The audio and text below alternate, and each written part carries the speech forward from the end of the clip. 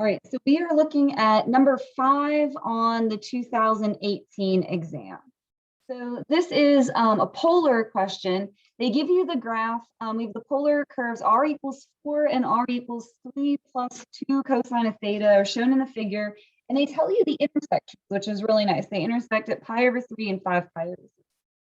So letter A, R is the shaded region in between those two graphs, and it's shown in the picture there. Write an expression involving an integral for the area of R. So you don't have to actually work it out, you just have to write the integral. So the formula for this is 1/2 integral from A to B, but we say alpha to beta for the angles, R squared d theta. And that's on the stuff to know sheet that I gave you. That's just kind of the formula that you need to have memorized for these.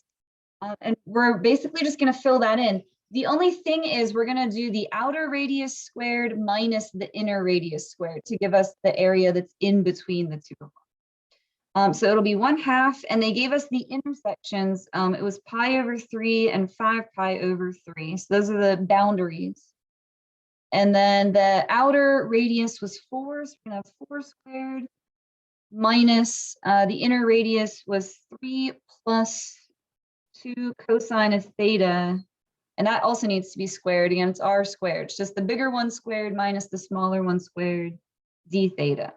And that's it. You don't have to actually work it out. All you have to do is set that up. So that one was really nice because they gave you the intersections. Usually getting the intersections is like the hardest part, and they gave them to us. That's nice.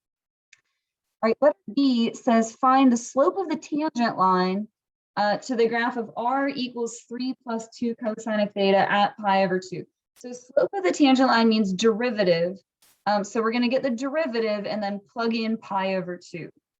So x is r cosine of theta and y is r sine theta. And again, that's something that you kind of just need to know. X is r cosine of theta and then y is r sine of theta.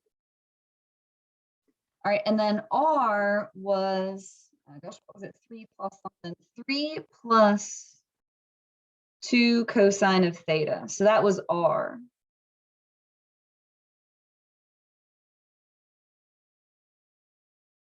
So getting these derivatives, it's a lot of writing, but it's not necessarily difficult. It's just a lot to write out because you're going to have to do a product rule for each one of these. All right, so our dy dx, it's going to be dy d theta. So we're going to do the derivative of y and then over dx d theta. So it'll be over the derivative of x. And again, you have to do a product rule for each one of them. So it ends up being kind of a lot of writing, but not necessarily difficult. If you remember the product rule, you're going to be okay. So product rule, we're going to do y first. That's going to go in the numerator. So it is the first function. That's the 3 plus 2 cosine of theta times derivative of the second. So derivative of sine is cosine plus the second times derivative of the first. So 3 is a constant. That's going to be gone.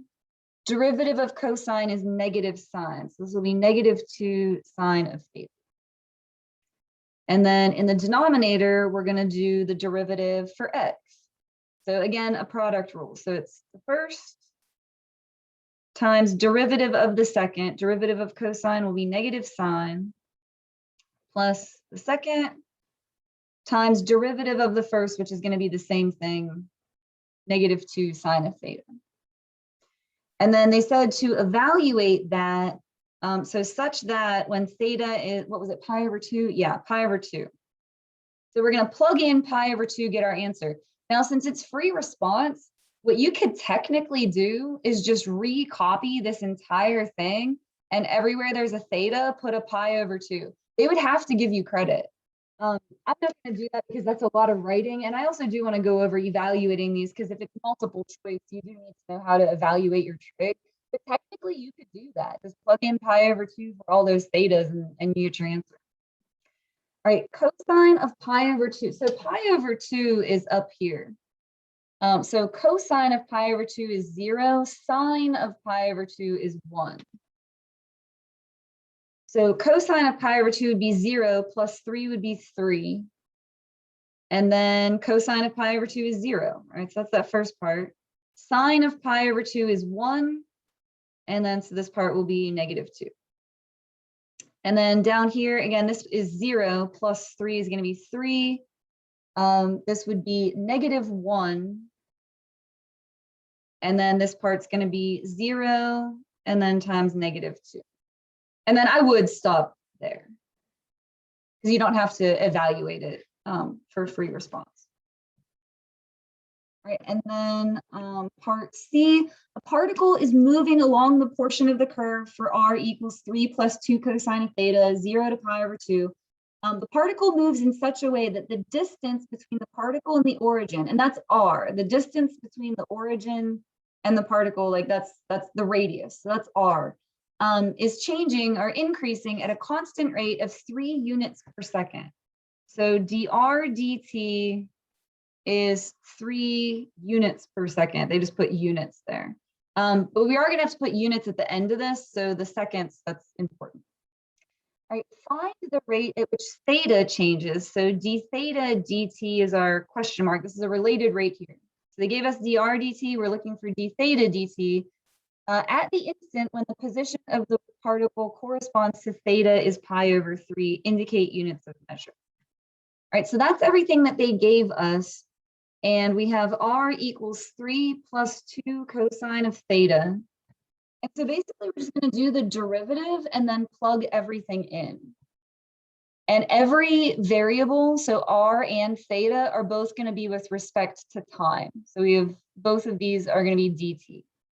So derivative is going to be dr dt equals 3 is a constant, so that's gone.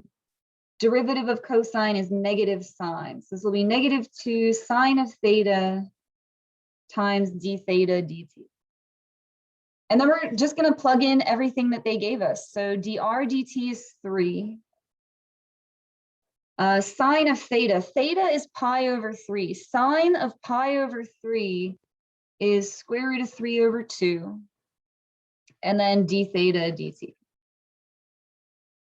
So the 2's are going to cancel.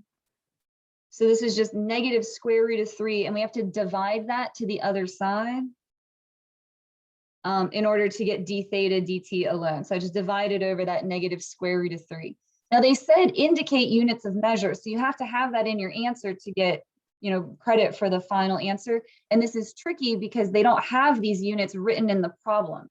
This is d theta dt, so it's the rate of change for an angle. And we always do our angle in radians. So it does not say radians anywhere in the problem, but you have to know this is an angle rate of change. And so it's going to be radians per second, which is really tricky because, again, it doesn't say that anywhere in the problem. All right, so points for this one. For the first part, you get a point for the 1/2 and the boundaries. So that's 1. And then you get 2 points for writing everything that's inside of there. So that was actually kind of nice. If you remember this formula, that's like 3 easy points to get. So as long as you know this, and that's gonna show up on there, that 1/2 integral alpha to beta r squared d theta, that is gonna be on there. So those 3 points aren't too bad. This one, again, not bad as long as you know the product rule. It's just a lot of writing. It is 2 points for this derivative and then a point for the answer. So another 3. And then here it is a point for this derivative. It is a point for plugging everything in, and then it's a point for your answer. So they always add up to 9.